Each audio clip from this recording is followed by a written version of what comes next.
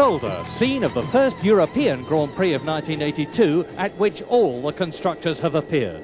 For only 14 cars contested the San Marino Grand Prix after the defection for political reasons of the mainly British Fokker teams. So, with a magnificent new pits complex built since last year to improve working conditions and safety, hopes were high for a Belgian Grand Prix free from acrimony and with clean, close racing. But the greatest unhappiness imaginable occurred before race day. In the closing stages of the last practice session for today's Belgian Grand Prix, motor racing and the world lost a much-loved and truly courageous sportsman when Gilles Villeneuve, fighting to improve his starting grid position, hit the March car of Jochen Mass in a 150 miles an hour accident which must intensify the need to reduce cornering speeds and improve Grand Prix safety. Villeneuve's Ferrari was completely shattered and the driver hurled against the catch fencing. Tragically, heart massage and specialist treatment in Louvain failed to save his life. 30-year-old French-Canadian Gilles Villeneuve made a sensational Grand Prix debut with McLaren in the 1977 British Grand Prix, after which he was contracted by Ferrari, for whom he was to drive in 65 Grand Prix, winning 6 of them and becoming the idol of the fanatical Italian motor racing tifosi. In 1978, his first year with Ferrari, Villeneuve established an immediate reputation as a tremendously competitive hard charger.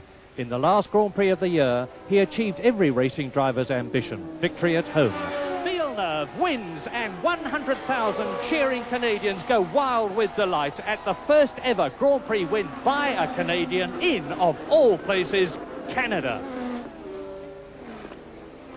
1979 was Villeneuve's best year. 3 wins, but none of them as hard fought as his battle with René Arnoux for second place in France. And Arnoux does it, does he? And Villeneuve locks up. And Villeneuve has had to go wide, and Arnoux's on the inside as they go round Villeroy. He's got the shorter line. He's got second position. He's got second position. He's through. They bang wheels. He's off. He's off. And he's back again. René Arnoux off the circuit and back again. And now Villeneuve's in second position. And this is the last lap. And Villeneuve goes over the corrugations, and he nearly loses the front as they go up to Parabolique on the 80th and last lap. And he's back, he's in second position. Villeneuve is second in the Ferrari. Down to third position goes Arnoux. A perfect example of Villeneuve's gritty, fighting spirit, which endeared him to motor racing enthusiasts.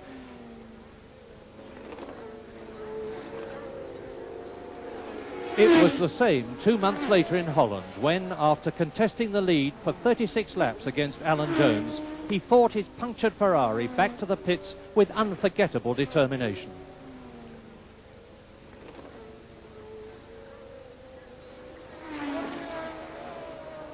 '80 was a barren year, but last year he won at Monaco and with another fighting drive took his last Grand Prix victory in Spain. Now Villeneuve's only got to put his foot down, and Villeneuve in the Ferrari wins from Lafitte, Watson, Reutemann and De Angelis. The Spanish crowd justifiably goes mad, mad.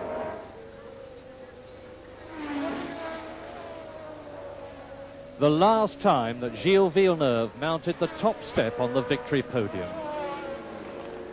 In his tragically short career, Villeneuve spent 2 years in uncompetitive cars, fighting every foot of the way. But sometimes even his talent wasn't enough, as at last year's British Grand Prix.